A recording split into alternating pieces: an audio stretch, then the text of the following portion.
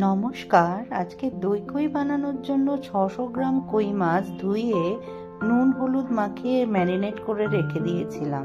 অপরদিকে 1 চামচ কালো সর্ষে, 1 চামচ হলুদ সর্ষে, 2টো কাঁচা লঙ্কা বেটে রেখেছিলাম। তেল গরম করে হালকা করে কই মাছ ভেজে তুলে নিয়েছিলাম। সেই তেলেই ফোড়নে দিয়েছিলাম কালো জিরে, কাঁচা লঙ্কা আর একটা মিডিয়াম সাইজ স্লাইস পেঁয়াজ। ভেজে একটু লাল হয়ে ভাজা হয়ে গেলে তাতে অ্যাড করে দিয়েছি 1/2 চামচ হলুদ গুঁড়ো, 1/2 চামচ লঙ্কা গুঁড়ো।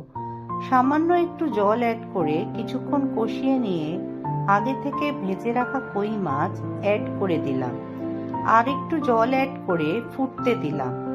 তাতে অ্যাড করে দিলাম 1/2 চামচ নুন, একটু বেশি, আর ছেঁকে রাখা বেটে রাখা সর্ষে একটু জল অ্যাড করে দিয়ে দিলাম মিশ্রণের মধ্যে।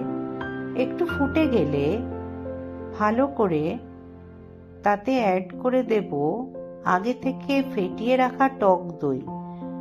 সর্ষে বাটায় টক দই দিলে ডাইজেস্ট করতে সুবিধা হয়, সেই কারণেই টক দই দেওয়া। ভালো করে ফুটে আসলে এতে 4টে কাঁচা লঙ্কা দিয়ে আমরা নামিয়ে নেব আজকের দই কই। কেমন লাগলো বন্ধুরা আজকের রেসিপি? অবশ্যই শেয়ার করে কমেন্ট করে জানাবেন। আমাদের পাশে থাকবেন। ধন্যবাদ।